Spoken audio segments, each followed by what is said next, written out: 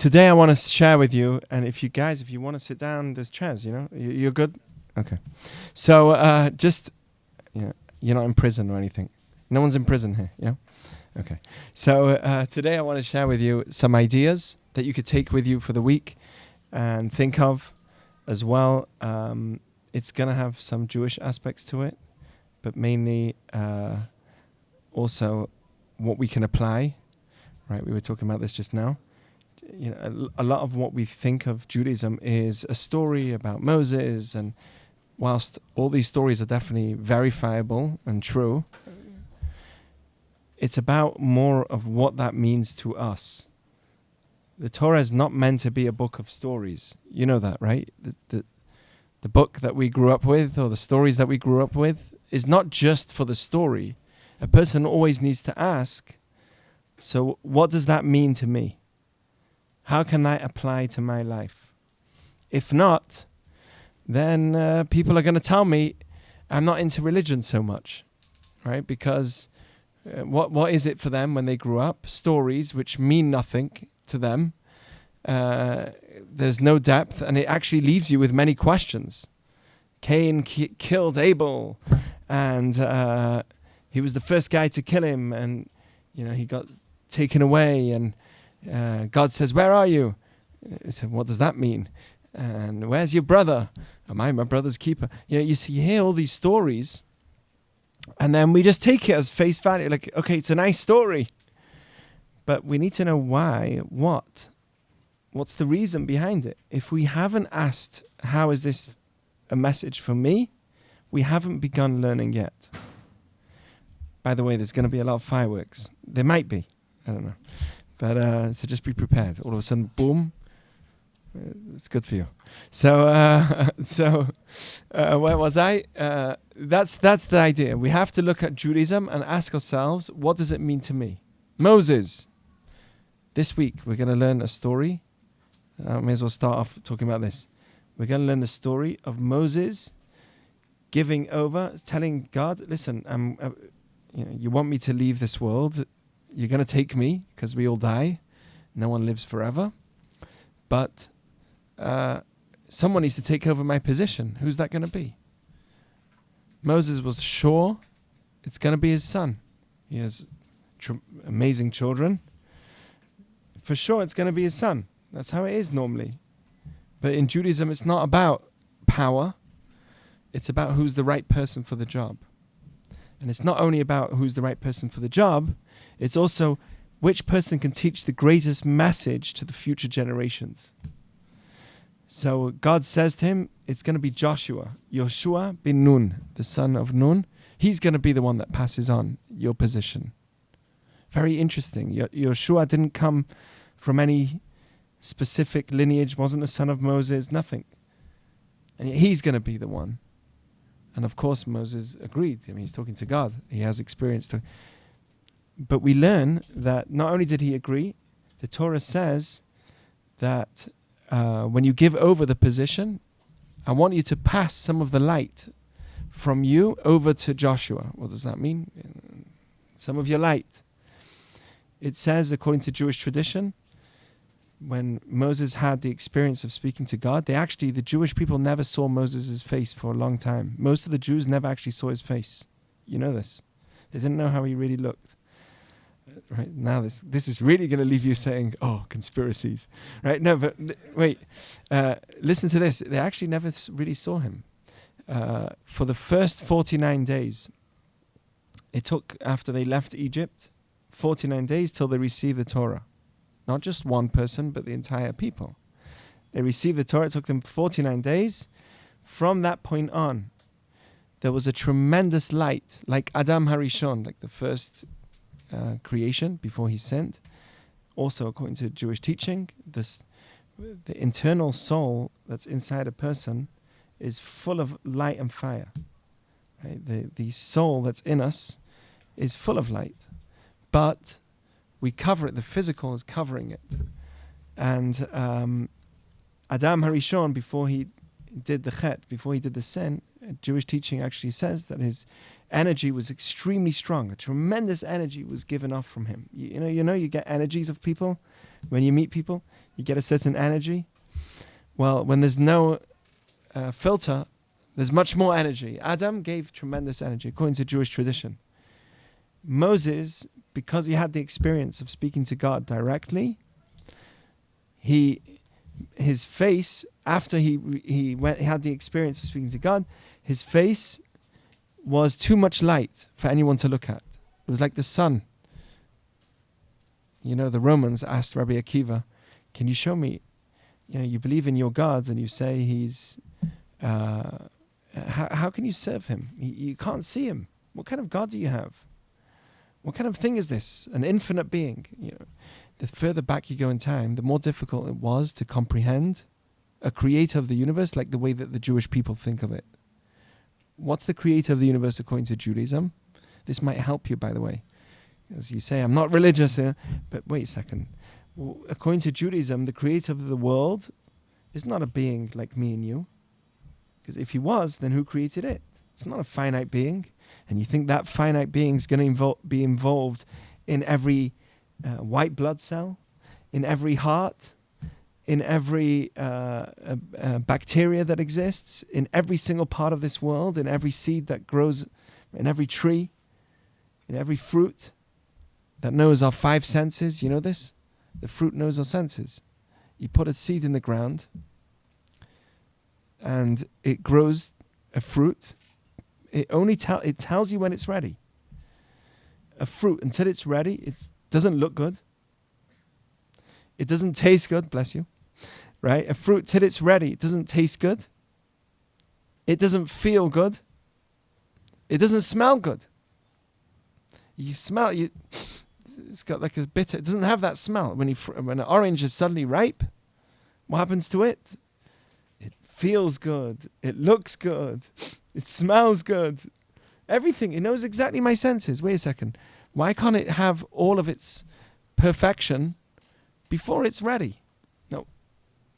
Till the minute it's ready, it doesn't have any way of showing me that it's ready. It tells me. My mind knows straight away it's not ready. It evolved that way. Okay, so maybe that is a chance. Let's talk about something else. Let's talk about the white blood cells like we spoke about last week. Let's talk about, there's non-stop DNA. Right? There's non-stop things. Today we know everything. The more we learn scientifically, the more we realize that you can't, it's like saying, like I said last week, it's like saying that ink is thrown on a paper and you have a beautiful painting. What are the odds of such a thing happening? Throw ink on a paper and you have a beautiful painting. Now, wait, that's just a painting. Let's say, yeah, it's possible. After a trillion times, what about if I gave you multiple colors and all the colors fell in the right place? Is that a chance of it happening by itself? Yeah, maybe. After a million times, maybe someone might tell me. Okay, fine. What about an image hidden inside the image? Meaning, an image inside the image. So you've got a painting, and hidden in the boat on the side is a frame, and in there is another image of somebody else in another country. Yeah, another image. Do you think there's a chance that would happen? Yeah, maybe. If you have infinite chances, right? A chance by definition is not infinite. Giving something a chance is not infinite. It's finite. But anyway, if you have infinite chances, it will happen. Okay. One more question. Will the painting with infinite chances create more paintings? That's my last question. Will you have ink that randomly lands on a paper, creates you a beautiful picture that is now able to create infinite amounts of pictures again and again and again? It has in it seeds like an apple, that in that apple you have seeds which can all grow multiple trees. Do you know how many trees you can get from one apple? Just one apple. So what are the odds? And that's just, 300 years ago, that's how we would speak. Nachmanides would speak like this to prove that there's a creator of the universe. Today, do we need all of that? When we look at the way that the world works and the amount of knowledge we have, the expanding universe, it's not a static state, the world. It's ever expanding. Today we understand that the world had a beginning. We never used to know that. We used to always believe, until Hubble's law, till the telescope, we always believed that the world was in what we call static state theory. Static state theory means it's not moving. Now we have the Big Bang theory. What's that? It started from some speck, and from there, eventually the whole world. That's exactly what we've been saying for years. For thousands of years, we've been speaking like that. That from a small speck, eventually the whole world came to be. Judaism has been saying that all the time. Just what happened before the speck, they don't understand, and we do. It started as a yesh me'ayin. There's a something that came from nothing. How that happened is tzimtzum. There's 4 different worlds. Right? We have much more details of exactly the process. I don't want to bore you now with Hebrew words. But there are details exactly of the process of how this world came to be. From the zero to the something. From the ayin to the yesh. So it's amazing. So, today, with all our scientific knowledge, we're revealing more and more that there's something, an intelligent design. Even scientifically, they use this language. There has to be an intelligent design. It's getting more and more revealed. So anyway, going back, so Moses, his face was bright when he spoke, when he had an outer body experience like that.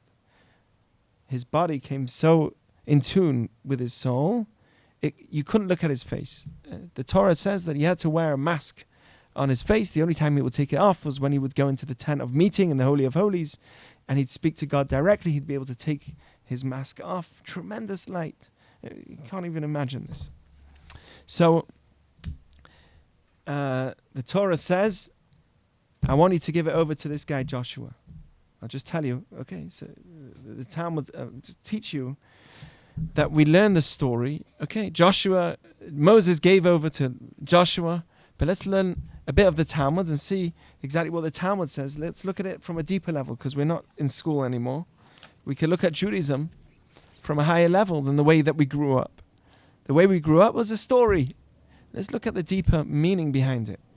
This is a Talmud in Baba Batra, which talks about this light that God said to him, you need to pass over. Okay, it says like this, Venatata mihodcha alav. You should give your hod over. Hod is like a bright or awesome experience, right? A bright light. Give that bright light over to Joshua. That's what God says to him. And he says, do it in front of the whole Jewish people. Because a great leader like Moses, who's going to want to take over? No one's going to accept a new leader after him. One of the biggest challenges of a great leader is being able, when he leaves, that someone else will be on the level of that great leader. So everyone got so close to that leader, it's very hard for them to accept someone else. So God knew that. And he says, because of that, I want you to do this, a public vision, that everyone's going to see that this is happening. And you're going to pass it over in front of the whole congregation. And that way, all of the Jewish people will know, and this is what it says this week's Torah portion. Now listen to this. This is what the Talmud says in Baba Batra, the last gate. No, it's a Talmud which talks about monetary law in general, but it brings this story. Give your light over. The Talmud says, Lo kol hodcha. It's not possible for you to give over all of your light, because you, Moses, you had an experience speaking to God directly. It's not possible for you to give all over your light. You had a different experience. You had a very high experience. But give some of your light over to Joshua. Zekenim shebe'oto ador, the elders of that generation who lived with Joshua, they grew up with him. They would say, Joshua's he was my classmate in school.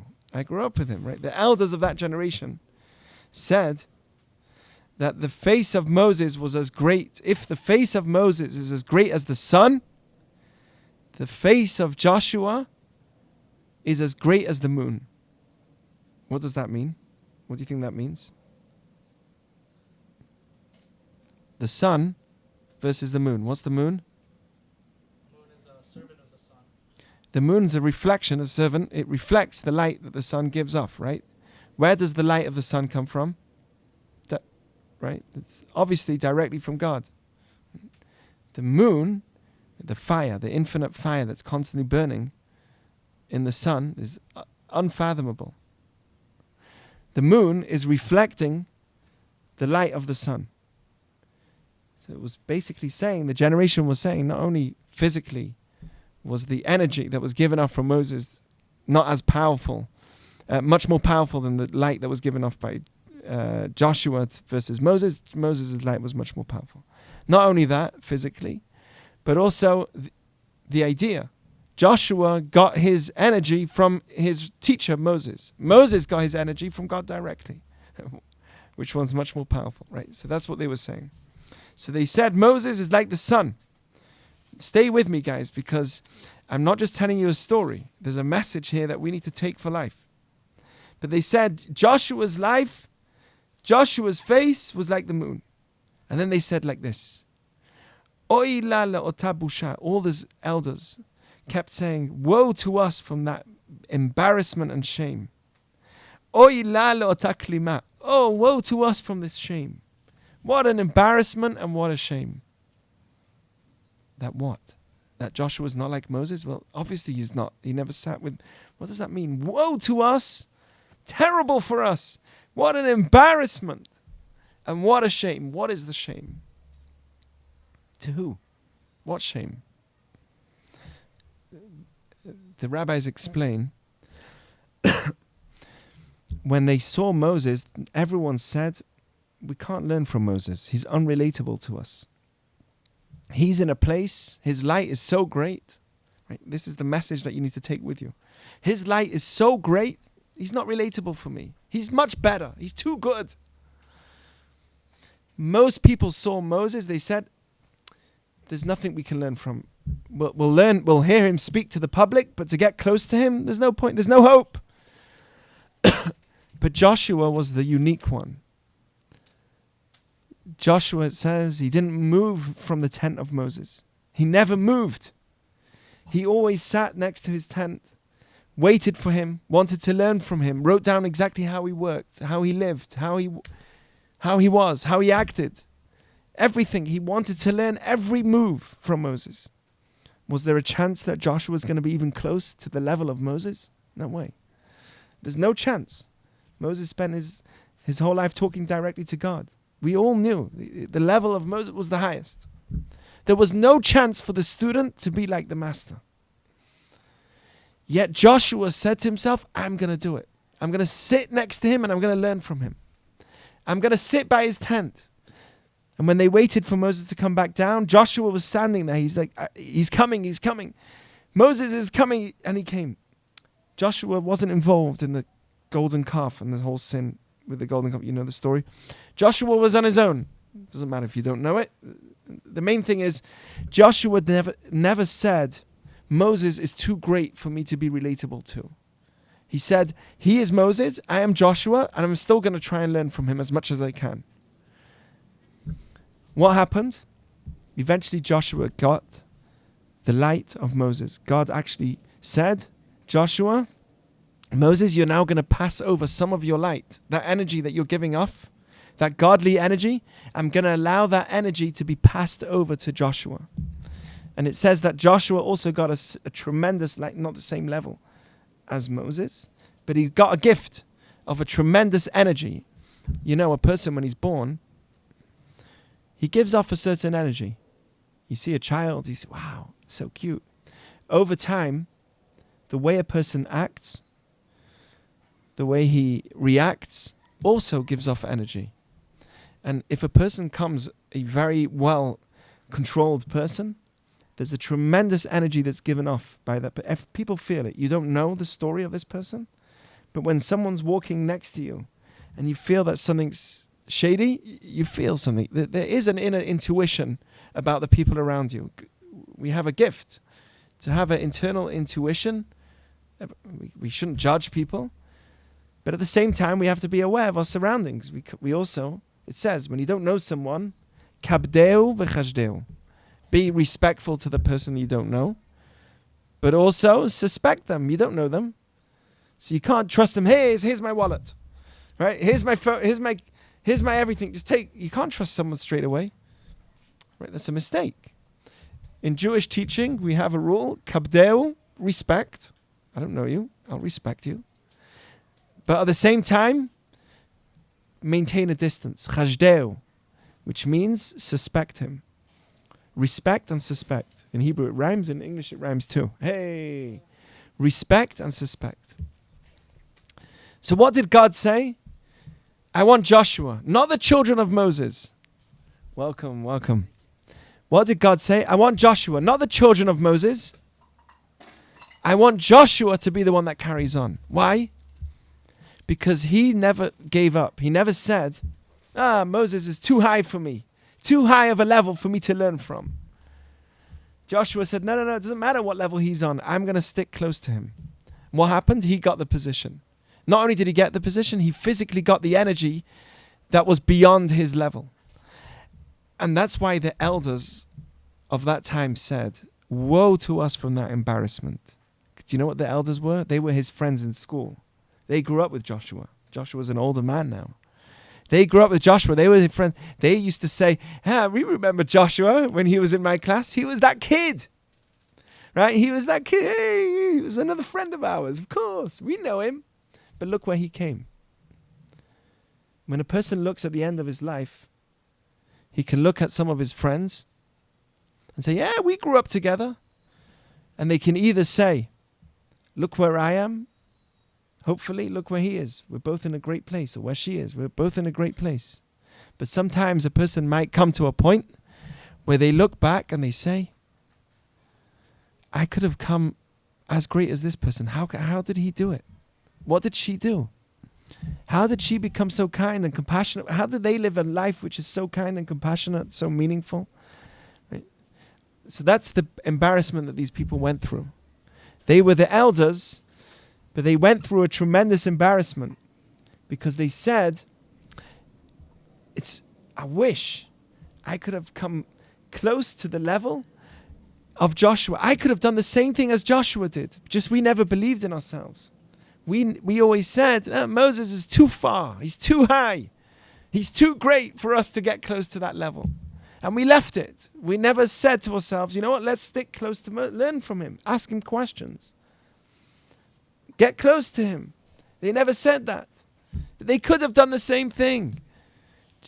You know, one of the great rabbis, Rav Hutner, a great rabbi of a past century, said, when you hear stories of great people, don't tell me the end result of the great person. Teach me how he started, how she started. Because I want to know their way, that they were normal just like me when they started off. Eventually they became a great person. But I want to know the beginning also. It's not enough just to tell me the end result of the great person, that so great, so compassionate, so kind, so special. I want to know that I'm like that. I could be like that too. That's what they saw with Joshua. Joshua was like me. He was like you. He was like anybody else, but he made the effort. He never said, it's beyond me. It's beyond me to do it. He always said, no, even though. What can we learn from this? What's the message to me?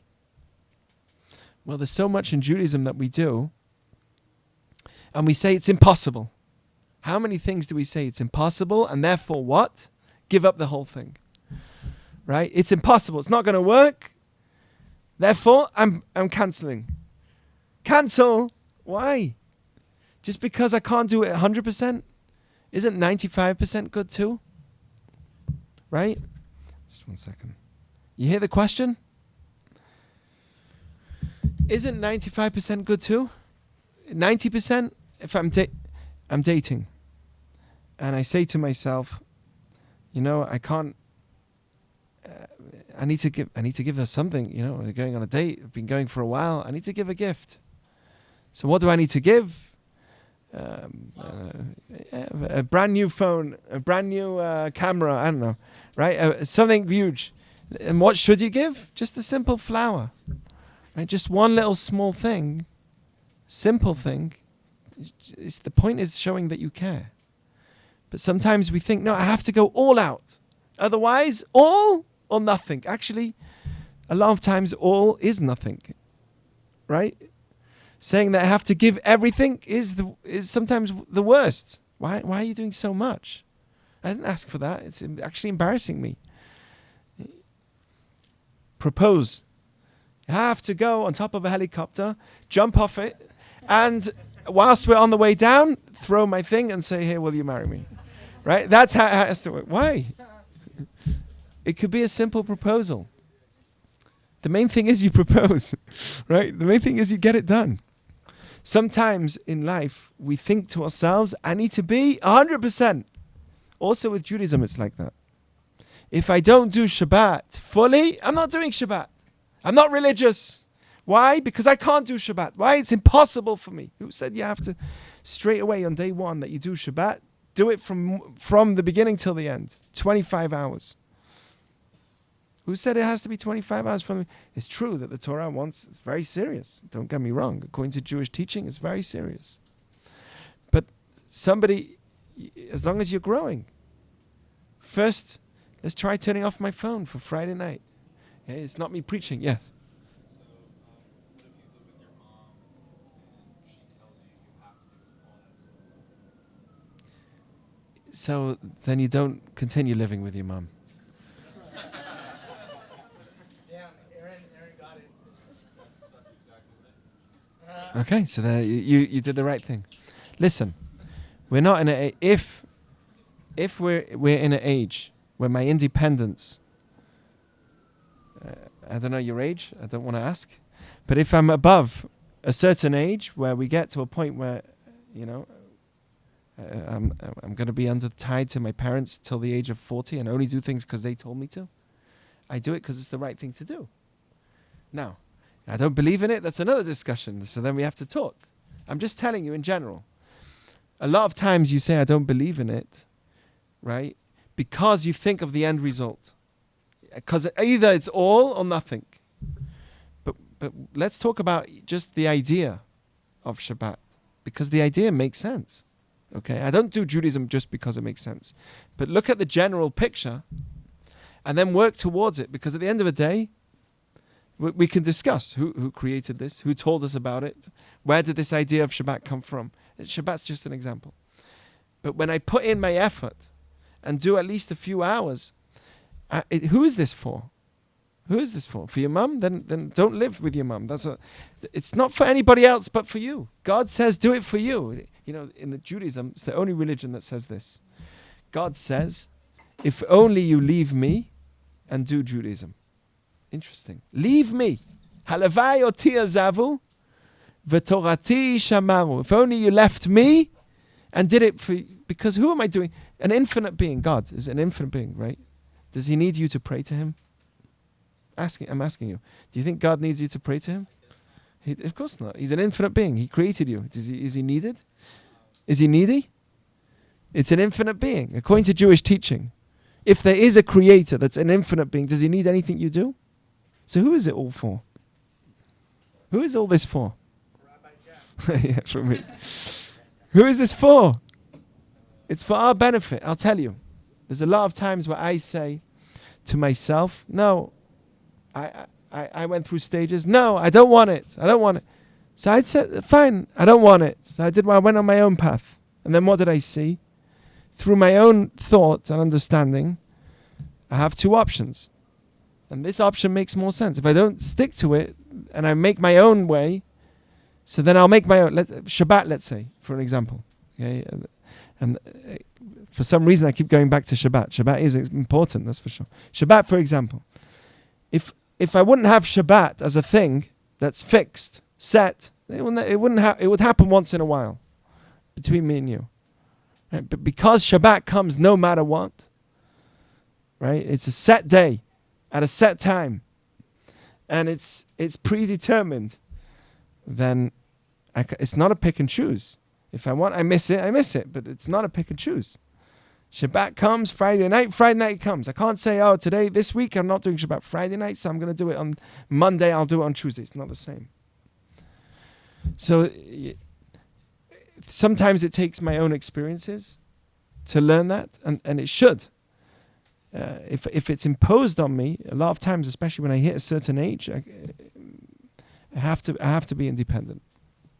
That's what I was going to say, because I don't know about everybody else's experience, but for me, a lot of that stuff wasn't really because I was interested in it or wanted it, was imposed. And it got to a point where like I actually knew more about the religion than my mom, and she had like Buddha posters on the wall, and she was telling me, "Well, you're not fasting for Yom Kippur? What's wrong with you?" Mm-hmm. I'm like, "You have a Buddha poster." And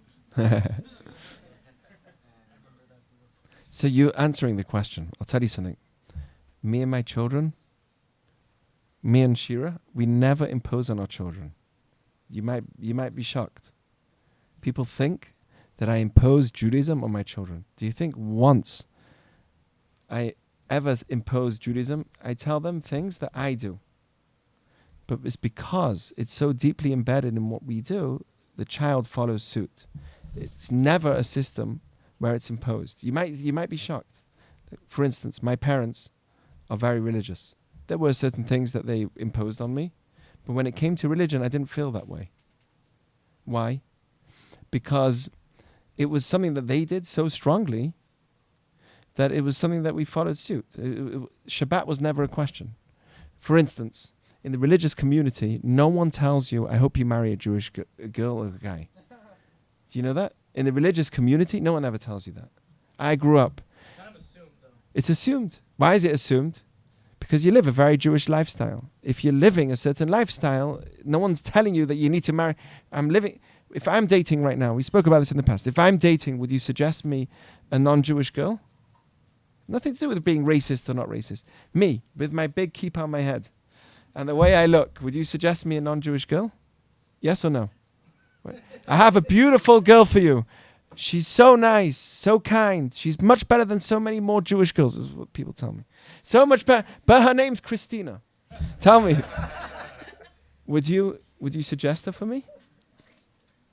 Why not? There we go. Mazal tov. Right? It's kind of I'm different, right? I'm holding in a different place. Like Shabbat's kind of important, and for her, she's like, what is Shabbat? Sabbath? Like, she won't know what it is. So for me, it's more about where your values are. If your values are already there, then nothing needs to be imposed because you have those values. If my house is very Shabbat, come what may, I don't need to tell my child that today is Shabbat. My little 3-year-old, right, Abraham sometimes presses a button. We don't even tell him. I tell my wife, leave him. He's too young. Just let him play. He's too young. Don't tell him. Eventually he re-sees. And the kids sometimes say it. So I don't say anything. We never tell him, oh, it's Shabbat, don't press the light. He knows. He sees that that's what we do. And then he follows suit, even from a very, very young age. So the answer to your question is that it's interesting that the people that feel more imposed on a lot of times is because they're in an environment which might look religious, but it's not religious at heart. Now, I could tell you, even within the religious community, this can happen. It can happen even within the religious community. Someone looks religious, looks the part, but yet they are imposing on their children. The reason is because they're not putting their mind into their Judaism. It's not part of their heart. If it's part of you, your identity, it automatically is translated into the child. Sometimes the child might say no, but we don't impose. To use a more modern Yes. terminology, you'd call it a performative Judaism. Beautiful. I love it. We're into titles. Yeah. Yeah. You have to first change with these. Okay. So, yes. Sorry. Yeah. I don't want to interrupt. No, not at all. Maybe we should pass the mic if there are questions so that people on the podcast can hear. Otherwise, I feel bad. It's going to come. Here, please. But stand over here because you might be too close to the speaker. Yeah. Oh, okay. Yes. Hello, Rabbi. Hey. So, sorry, what was your name? Aaron? Aaron. So to Aaron's point, you were saying that it's just something that you passed down as a value system. Yes. With the example of marrying a Jewish girl, for example. Yes. So if you grow up in a religious household and your parents are not imposing this value system on you, but you just understand it because it's ingrained in you, you grow up around it, and then you decide to dissent, and you decide of your own volition, actually, no, I don't want to marry a Jewish girl, which Right. I'm not speaking for me because I would not do that. But in that case, is it the failure of the parents for not having imposed, or is it the failure of the parents for not having ingrained the value system effectively enough, or is it, if you call it a failure, right? Is it the failure of the child who decided to dissent, or what do you attribute that dissent to? So that's a very good question. Thank you. So, look, there are times where a child says, listen, Dad, Mom, you lived the way you lived, and I want to live the way I live. I'm not into it. This can happen. Now, at that time, really the question should be, how should the parents reflect? They're going to go through a thought process. What's happening here? Right? So at that time, they need to ask themselves, okay, what happened? We need to reflect. Why did my child do this? It can definitely be that the child came to the position where he said, I'm done. And it's nothing to do with the parents. It could very well be. How do I know that? You see it from the beginning with Abraham. Are you telling me that Abraham didn't train his child well enough? He was the father of chesed. The Talmud actually says that with Abraham, because his chesed was so strong, that took away a certain element of restriction on his own children. Right? When you expose yourself so much to the public and give yourself over to the public so much, you have less time to be able to be strict with your, have a certain influence your child. So there is a certain element of that. We see from the beginning that there's children that say, I don't want it. It's possible for sure.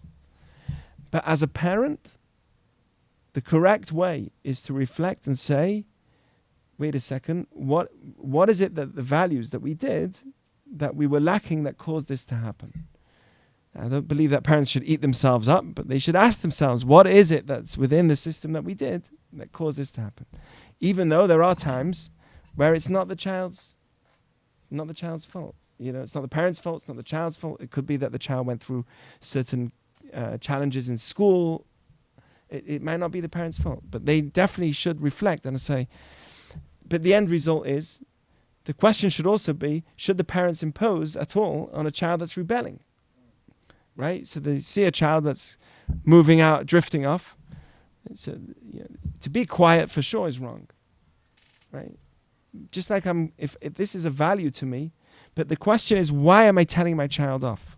If I see my child now rebelling, and I feel the need to tell my child off, the question is, why am I telling my child off? How am I? My child puts the hand in the fire. Right? He knows, based on the parent's reaction, that he's doing something dangerous. The parent is, don't do it, that's going to hurt. Right? The reaction of the parent is so strong that the child immediately knows that the fire is no-go. Right? We had when a baby hits, he's crawling, and then they start touching things. They touch the oven, they put their hands, and there's a limit to how much we can control. The minute he touches, we react so strongly. It's not coming from a place of imposing. It's because my values are so strong that I feel the need to say something because it hurts the value system that I stand with. But it's not done in a way of imposing. And eventually, when you see that the child's on his own age, and an age where then you got to let him go. Right? You can't do anything. We're not in prison. Everyone has bechira, everyone has a choice. And we see that from the times of Abraham, Ishmael, from Esav, Isaac, right? Abraham said, keep him home. He was trying to kill his own brother. Abraham said, no, we can't throw my child out. I'm a man of chesed, a man of kindness. His wife, Sarah, says, no, get rid of this child. He's dangerous to Isaac. Abraham had two children, Ishmael and Yitzchak. they had an argument, Abraham and Sarah. One said, throw Ishmael out. You got to let him go. He can't stay here. He's dangerous. He's constantly trying to shoot Isaac with his bow and arrow. We can't keep him home. And Sarah said, let's get him out. Abram said, no, what do you mean let's get him out? I'm a man of chesed. I'm a man of kindness. What happened at the end? God said to Abram, whatever your wife says, listen to her voice. And that's when the Jews say from then on, right, whatever your wife says, you listen to her voice. Don't argue, right? Whatever your wife says, something on those lines, listen to her voice. And that's what they did. It was very hard for Abraham, but that's what they did. They had to send him away. So there are cases where but it comes from a place where this is so strong in my value system, this hurts me. Right? So that's another thing. Okay. Yes. Quick question. I'm sorry. Yeah. Somebody else asked a question. No, please. So let's say I know somebody who has a younger brother, and he's possibly thinking of maybe marrying somebody non-Jewish, and obviously they're Jewish. Right. What is if the older brother is so passionate about their views that they don't even want to attend the wedding? Would you say that's a form of imposing? Is that up? It's up to them what they want to do at that point. That's okay. Well, Because my fear yes. is I feel like this is going to if the little brother actually cares about his older brother attending, this is going to turn him off on the religion. It's going to hurt him. It's going to make him hate Judaism. That's Mhm. my fear in that case. Right. So you have to look at it from the lens of the other person as well. Okay, so from the lens of the brother that's the younger brother, so which one's The younger brother's getting married to the non-Jew. right? So the older brother, from the lens of the older brother, he's seeing it as 3,000 years of history. It's not coming from a sense of imposing. He's seeing it as it's like looking at an endangered species, right? Jews are endangered species. We're worried about some whales that are in the ocean that might get. Jews are an endangered species. We've been through thousands and thousands of years, and we're still here, continuing a chain, just like that. My grandparents who survived Morocco, different things. They had to escape Morocco, pretending that they're pretending that they're going to a wedding. They had to pretend they're going to a wedding. They escaped. They did all that, and then the generations before, and this is not about guilt, by the way. I'm not saying this to give guilt. I'm just saying a reality. When I'm passionate about my Judaism and where I came from and my values, and I see that someone in my own family is giving up all of that, it's not his fault. It's not his fault. You have to understand. I had someone come to me, knock on my doors, crying, telling me we're a Kohen, we're a family of Kohanim, and I have one son, and that's it. He's marrying a non-Jew. He's already getting married to a non-Jew. Please save my son. Please get him. Please save him. I felt so bad. He was crying in front of me. This happened to me. He knocked on my door, comes in. Rabbi, I heard about you. Please, I need to speak to you. He made sure no one was looking. He was embarrassed. He sat with me and he told me, I have a son, my only son, and he's marrying a non-Jew. Please save me. I don't know what to do. Can you speak to him? Here's his number. I'm like, what do you think I said to him? Yeah. Well, I didn't say no, because when you see a father, a parent, you have to have some compassion. He's hurt. Something's bothering him. So I have to, whether you agree with him or not, something's hurting. So you have to have compassion. But I told him, what should I do? Should I go and chain him? Do you think I'm a police? I'm going to marry a Jew. It doesn't work like that. You have to understand. That's why I'm saying, Mazal Tov. Right? That's what I'm saying. Right? That's what I'm saying. You have to feel strong with your identity, very strong with your identity, in order to not do that. Right? If my Judaism is not really there, then why wouldn't I marry a non-Jew? Honestly, between me and you, why wouldn't I marry someone who's not Jewish? I'm not much different than her. She's great. I don't keep much Judaism now. There's not much difference between us, so why should I care?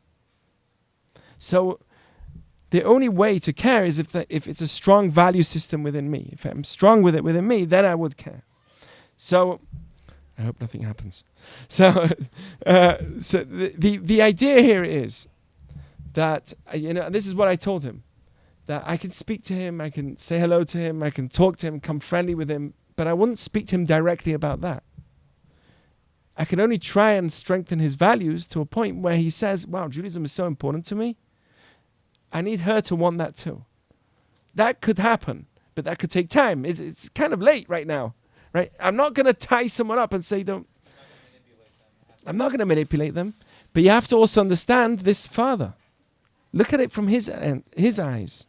Here's a father who's a Kohen, who comes from a lineage of priests. And it's many, many generations. His father, he grew up with a very strong identity, different identity to what we grew up here. Very strong identity. His father, his grandfather, his great-grandfather, he knew his grandfather. They were tremendous rabbis.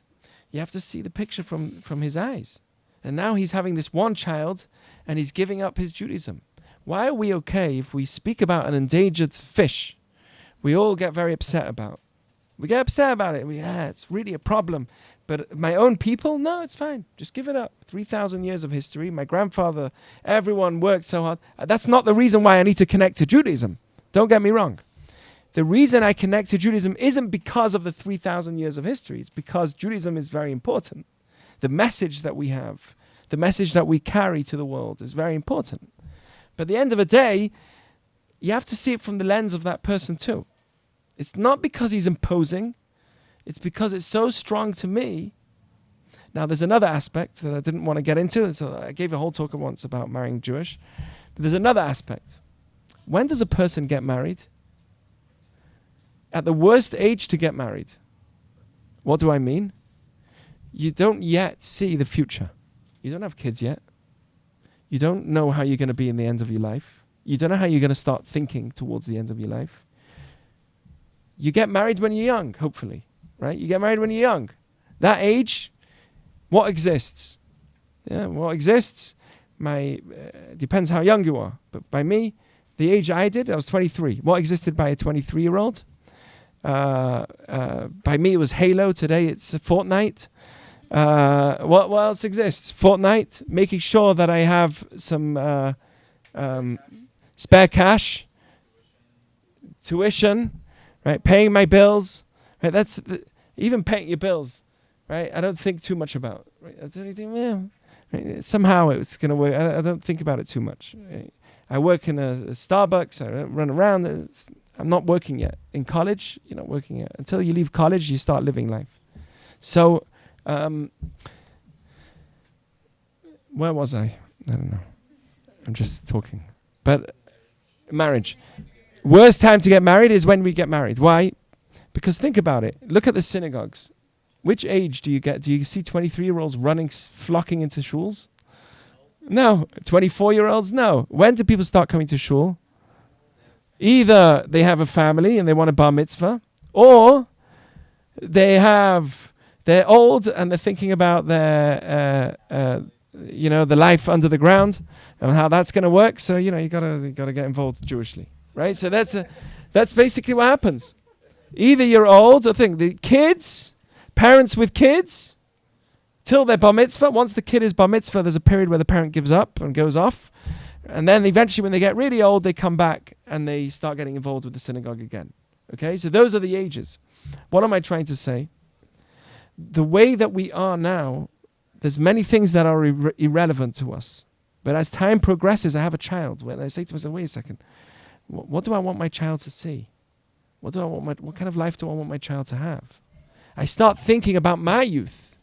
Hebrew school, no Hebrew school. I lived 5 years in a community which had barely any Jewish community. There's a lot of Jews, barely any Jewish community. And I grew up with a very Jewish community. It's a world apart. A world apart. Sometimes because we're so gifted to have a Jewish community, we think, we don't need it. It's a world apart. Do you know how many Israelis come to America to realize how important Judaism is? Why? Because in Israel, everything's Jewish. Yom Kippur, everyone's doing Yom Kippur. Rosh Hashanah, everyone's doing Rosh Hashanah. Sukkot, everyone's doing, die. In Hebrew, they say die, not literally. Die in English, not in English, Hebrew. Die, enough. Die, right? Enough. And they go to America. Bon, etel America.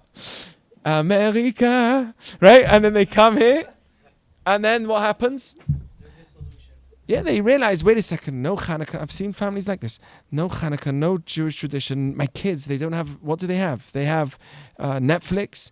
They have South Park. They have this. I don't know, what age is South Park allowed?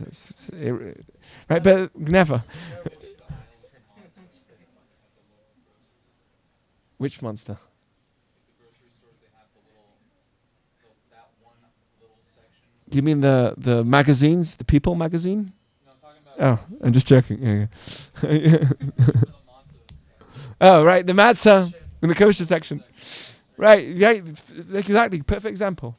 People magazines, you know, all the magazines as you're about to buy something and you're seeing all these people without clothes on, versus going to buy something and seeing matzah. What's more beautiful, right? So, but you know, you get the point.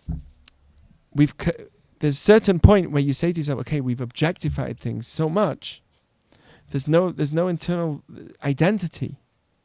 There's no strong identity. There's a lot of good that we have in our community. You know, within the Jewish community, 7% get divorced, the religious community, versus over 50%. It's a tremendous number. The way that we grow up our children, there's certain things that we do which are beautiful. And you might say to yourself, as you have a child, and you see that child in front of you, wait a second, I'm not here forever.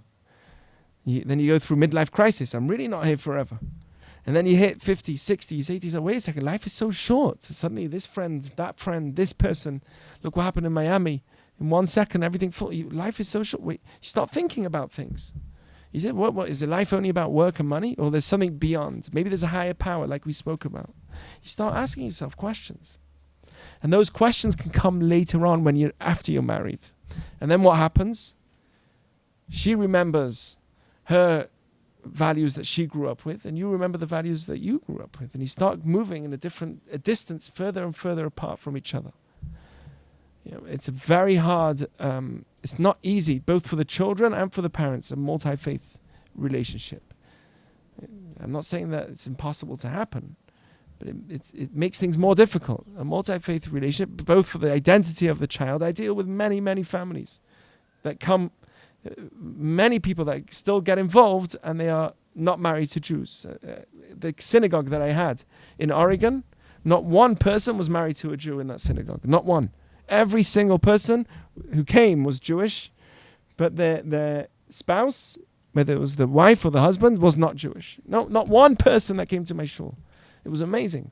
Was this a reform shul? No, it's just in the middle of nowhere in Oregon, so we had a shul. So, but not one person. And I see, you know, their child doesn't really have an identity because it's hard. It's not about whether it's good or not good. It's just that's where the child's holding. You know. Anyway, so those are yes, Can I ask you a question? yes, please. When you were in Oregon and all of these people were non-Jews, why did they even come to synagogue? I don't They were Jewish. understand. I know, but Their spouse was non, because of this what reason. brought them back? Because when a person gets older, you start thinking, I worked, I made money, now what? I need meaning. I live my life. Every day I make money, I come home, I work. What else is there in life besides for that? I go through, I used to be beautiful. Then suddenly I saw one wrinkle, saw another. I started seeing my hair leaving my face. I say to myself, wait a second, life is so short. People start thinking. You think beyond the now. As a child, you're more into instant gratification. You give a child healthy food versus unhealthy food, sweet versus less sweet. What's he going to go for? Sweet. We as human beings naturally would go for instant what feels good, but that's not always what is good. So over time, a lot of these members of the community felt that they still want to connect. And they have children. Some of them would identify as Jews, some of them not. Irrelevant whether we identify them as Jews. Forget Orthodox now, not Orthodox. That child doesn't identify. It just doesn't identify. It bothers them. They don't have the way that they grew up. There's a feeling of like, I gave up my 3,000, 4,000 years of history. All those little things that we did, I took advantage of. It bothers them. And eventually they say, wait a second, at least me, I want to get more involved. And that's really the way that you're meant to educate your child, is by you being involved, and then your child follows. But that's really what happens. It's not just where I was, it's happening everywhere. It is. It's doing something now, which is an investment not only for now, but also for the future. When you date, right, there's different types of people that date. Some people date for now. How is she? How does she feel? How is he? How does he feel? What do they feel like now? There's people that date for now. And then I say to them, so you're thinking of, eventually marrying her? No, Rabbi. I'm like, whoa. So what's going on? So what are you doing all this for? It's, I'm not in that stage, Rabbi. I'm still in that, a recipe. A recipe to marrying young, right, is to do it in the religious way. Because eventually, how many times can you sit with a person and not get intimate with them? Eventually you're going to make the decision, either yes or no. But sometimes you can be intimate with a girl 4, 5 years, 6 years. It feels good for me now. We're living in a very comfortable life. Once in a while we meet each other and we do our thing. And then we continue. And then you end up 6, 7 years going out with the same thing. And then you move on to and you say, okay, we're really not compatible for each other. I once had someone come to my house. He told me, Rabbi, we dated for 4 years. Thank God I dated in the way I dated and not the way that the religious community dates. Because if I would have dated the way you date, I would have probably married her. And after 4 years, I would have got divorced. At least the way I did it, it took me 4 years to know that she's not for me. What do you think I told him? It took you 4 years to figure it out. It took you 4 years to figure it out. Were you proud of him? But he told Do you understand? It took you 4 years to figure it out. Rabbi, it's a tikkun also, right? What's a tikkun? Tikkun, when you marry a girl, so you need to work on stuff. You're right. So You it do. doesn't matter if you're getting married already, that's it. It's still big, right? There's tikkun. Well, it's true. You have to work on yourself, but there's also divorce in Judaism. And that also exists. Judaism is aware that there's times where it doesn't work. And it's better for the health of you and for the health of life. It's a mitzvah to divorce. It's a sad thing, but it's a mitzvah. So there is gerushin gam. You can't just say that every marriage is a tikkun and that's what I have to do. And there's a point sometimes where you have to divorce. But we have to do what we can to avoid that. But anyway, he told me, it took me 4 years to realize she's not for me. I said, I'm telling you, if you would have dated the right way, it could have taken you 2 weeks to realize she's not for you. But what happens? You start living together. It feels good. Yeah, but you can't communicate. Who cares? We're not even talking right now. We're busy doing other things. Right? We don't even talk. Right? It feels good for me now. It feels good for me now. You spend a year, 2 years, 3 years. It feels good. Eventually, the feels good moves a bit down the hill. And then you'd look at yourself, you say, what am I left with? You could have figured that out right from the beginning if you did it in the right way. Anyway, so, it's... I don't know where I'm holding. But anyway, my mind is all over the place. Any other questions? Rabbi, I have a question. Yes.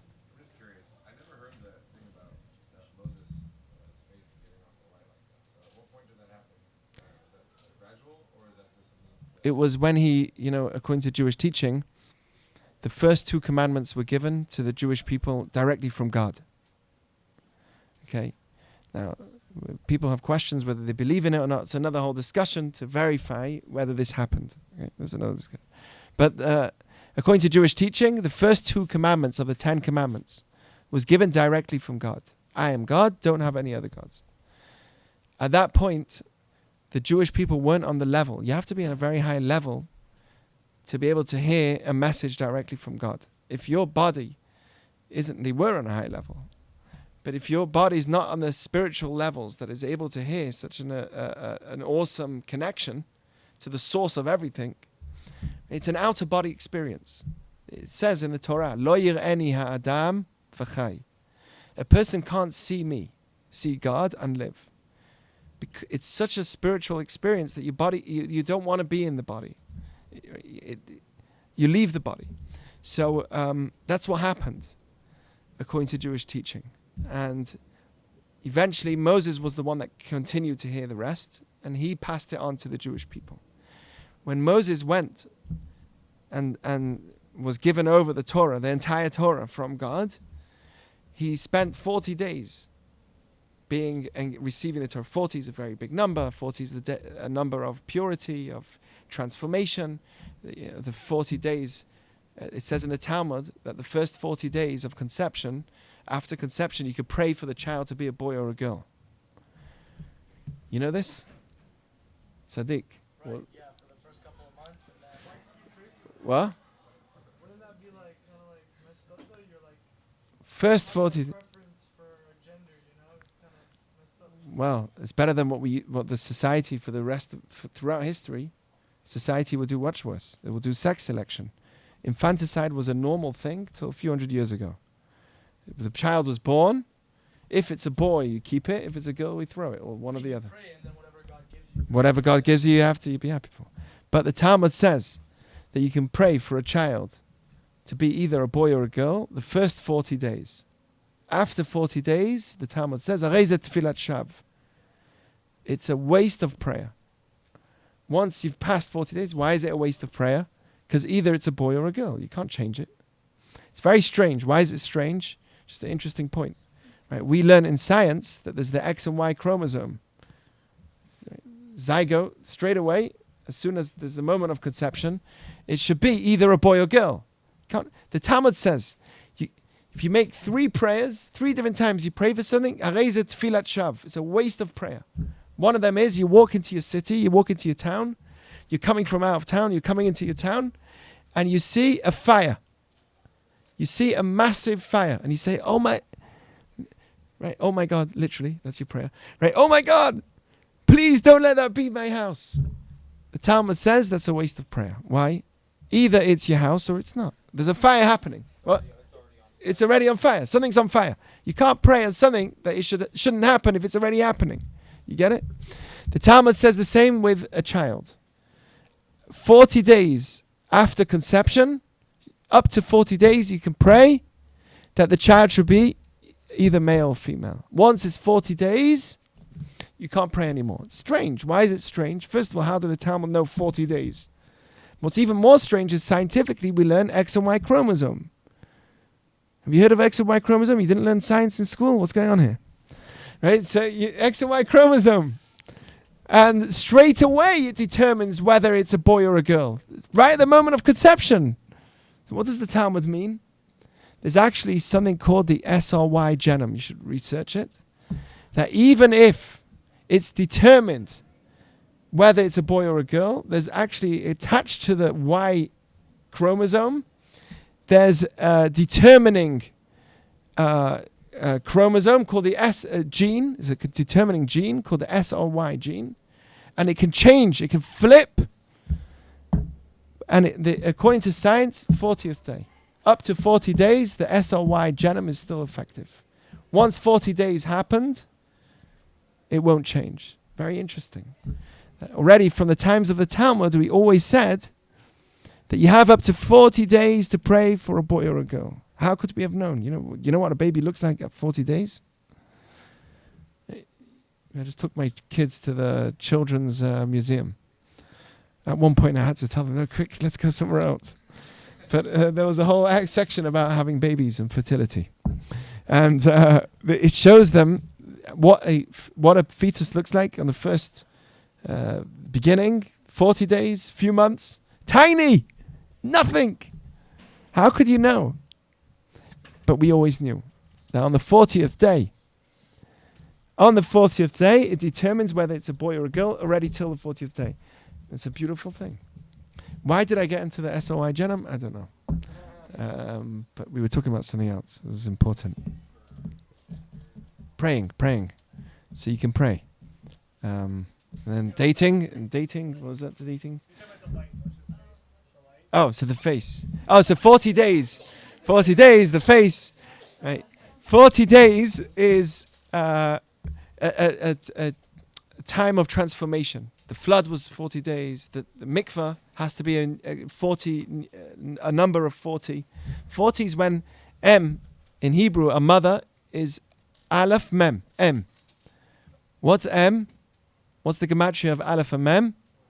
41. Aleph is 1, Mem is 40. A mother becomes a mother at the 41st day. At the end of the 40th day of pregnancy, she's already considered, according to Jewish teaching, a mother. Right, that's another discussion. You want to bash me about abortion, but that's another thing. But the 41st day is when, according to Jewish teaching, the mother's considered as a mother. That's why she's Aleph Mem. A father's different. A father's only comes the father when he's Aleph Bet. Av Bayit. When he's Aleph Bet, 1 comes 2. When the child's actually born. Right? When the child's born, the father really has a say and involvement. But until that point, the Talmud says, Ubar Yerech Imo. There's a discussion of whether the fetus is part of the mother's body or not. But it's considered the part of the mother. Until it's born, the jurisdiction over the child is the mother, of course, right? But once it's born, they share the jurisdiction with the father. So the Av comes a Av Bet, Aleph Bet, when there's a birth. A mother comes a mother on the 41st day of conception after she's pregnant. But anyway, so that was the whole idea. It was 40 days, he had transformation, and then from then on, they couldn't see him because of his experience. He had an outer body experience, and they couldn't see him anymore. Okay, there was a lot of random talks tonight, but yeah. Any other questions, thoughts, ideas, dating questions? Yeah, all the time. Okay, I guess we're done. All right, thank you. It's a pleasure.